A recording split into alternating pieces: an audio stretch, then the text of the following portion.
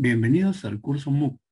En esta ocasión veremos el tema el condensador. El condensador forma parte de todo circuito electrónico, ya sea desde una fuente de alimentación hasta una placa de computadora. Un condensador es un componente que tiene la capacidad de almacenar cargas eléctricas y suministrarlas en un momento apropiado durante un espacio de tiempo muy corto. Estas cargas eléctricas lo almacena en las placas. Aquí se ve en la figura una placa cargada positivamente y la otra con cargas negativas. Todo ello debido a que existe una diferencia de potencial que puede ser en este caso producido por una batería. La estructura del condensador consta de dos placas metálicas, las cuales se llaman también armaduras, enfrentadas y separadas por un aislante polarizable dieléctrico. Puede ser aire, de papel, cerámica, mica, plásticos, etc. Veamos, aquí tenemos las dos placas enfrentadas. Tienen que ser metálicas para que puedan almacenar las cargas, ya sean positivas o negativas. El dieléctrico o también aislante se encuentra entre estas dos placas, evitando que circulen las cargas de una placa a otra. Entonces, este material evita que haya circulación de cargas de placa a placa. La aplicación del condensador, su empleo en circuitos eléctricos y electrónicos es muy variado, como por ejemplo, filtrado de corriente, circuitos osciladores, temporizadores, sintonizadores de emisoras, encendidos electrónicos, acopladores de señal, etc. Veamos el campo eléctrico en un condensador. En un condensador, el campo eléctrico se origina entre las dos placas paralelas con cargas diferentes. En este gráfico se observa que en esta placa tenemos las cargas positivas y en esta otra tenemos las cargas negativas. El campo eléctrico que está representada por estas líneas, y bueno, al final con una flecha,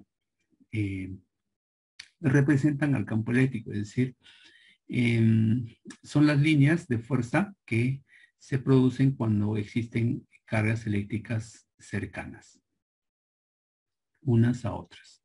La simbología del condensador ya en su dispositivo, digamos, para ser usado, veamos, tenemos la forma no polarizada y la forma polarizada.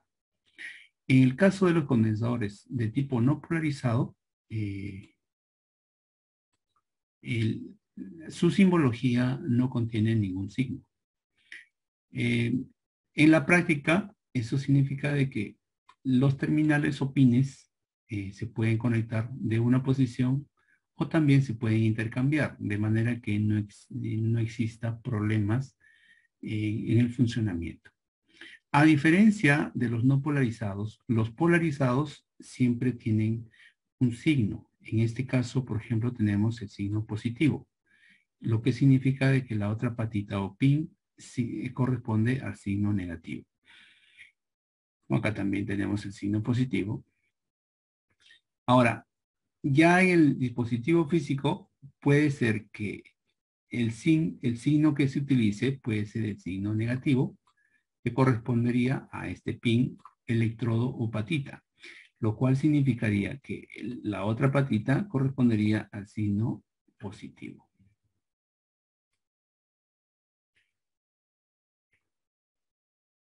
Bien, veamos la capacidad del condensador. Es la propiedad de almacenar cargas eléctricas al estar sometidos a una tensión o voltaje. Aquí las cargas eléctricas, la capacidad se expresa con una ecuación. Miren, la capacidad se expresa con una ecuación donde intervienen, ¿qué cosa? Las cargas, ¿no? Las cargas eléctricas que están almacenadas en una de las placas. ¿Cuánta carga almacena esta placa?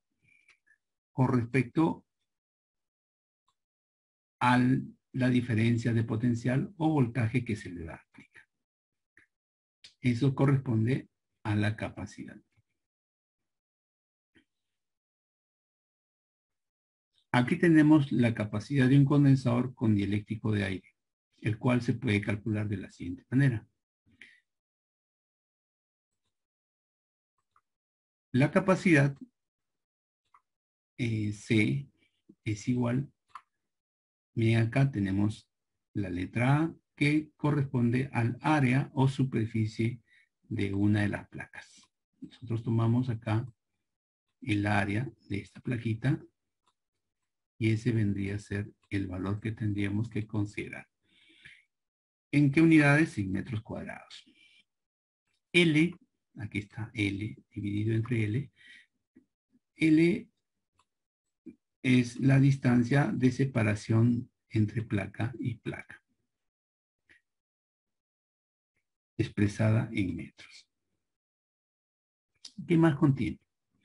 Tenemos también aquí un parámetro que se llama permitividad eléctrica, o también se llama constante de campo para en este caso, epsilon sub 0 corresponde al aire o vacío.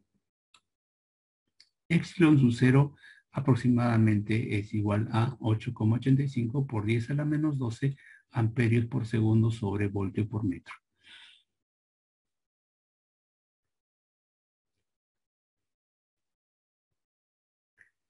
Aquí tenemos ya un condensador donde se le agrega un dieléctrico diferente al de aire. Mediante el empleo de aislantes adecuados como dieléctrico, se puede aumentar considerablemente la capacidad. Esto se da mediante un factor adicional epsilon sub 0, epsilon sub r. Miren, aquí tenemos la expresión parecida al caso anterior.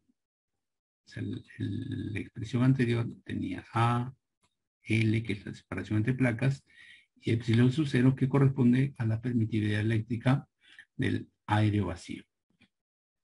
A esta expresión original se le agrega epsilon sub r, que corresponde a la permitividad eléctrica relativa.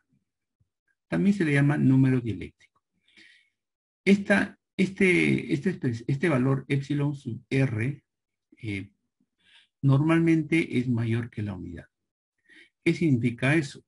Que a nosotros, cuando nosotros colocamos un aislante o dieléctrico con una permitividad, como les digo, mayor o superior a 1, significa de que la capacidad aumentará a diferencia del núcleo de aire. A diferencia de